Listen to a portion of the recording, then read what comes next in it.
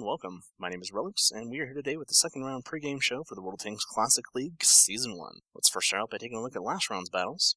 While we did not get to see nearly as many full battles as we'd have liked for the shoutcast, hint hint, we saw some very exciting matchups with 37th Elite facing off against TSF.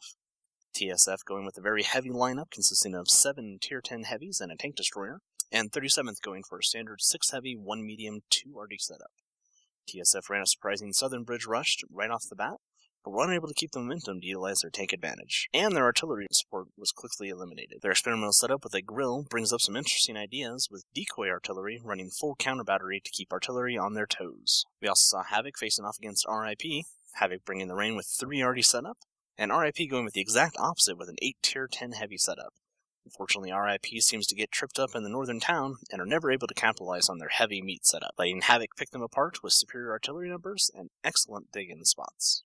Lastly, we had a look at Forge's Shop Smart, Shop Tank Smart up against Brothers in Steel, both teams going for the same standard setup. Brothers in Steel join in with a man down, giving them a disadvantage right off from the start. After some extreme city brawling, BIS ends up on the losing side of the north, being left with just a single IS-7 tucked down in the hill nook.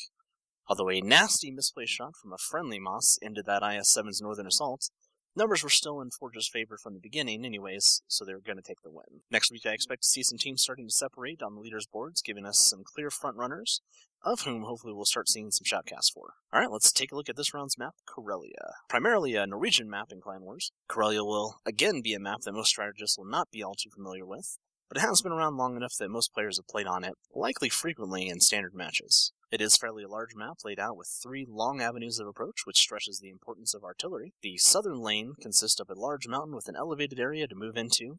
For the most part, this is the safest place for artillery cover on the map, and the elevated plateau provides an open area for fire across the 2 northern lanes. The center lane runs through a heavy marsh with rocks for cover all along its sides. Visibility through and into the center lane can be difficult, and teams would be wise to keep an eye on it for mediums and lights sneaking through to get into their back lines. The northern lane consists of wide open spaces with cover to dart between.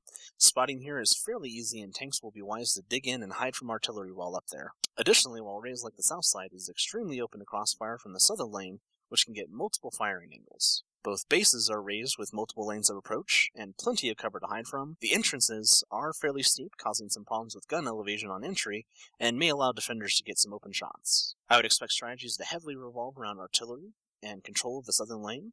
Commanders will be wise to have 1-2 spawners at least in the northern and central lanes to get a heads up on incoming tanks. Creator strategists will find ways to move quick scout forces through the central swamps, or quickly move strong forces through the northern lane where there is fewer choke points to dead stop pushes. Overall, I hope to see some strong strategic movement and key player action to gain control of the map's stronger points. Alright, that's it for this week's pregame show. Team captains, please remember to forward your team's replays to the Jolly Q email box with your team name and the date of the battle in the subject line. Any we do receive will be forwarded to Wargaming for their highlight reel. Expect shoutcasts for the second round to be coming up over the next week, which you can find in the shoutcast thread on the Classic League section of the forums on our YouTube channel, Jolly Q Gaming, where you can also find other World of Tanks related videos. All you tankers, good luck and have fun!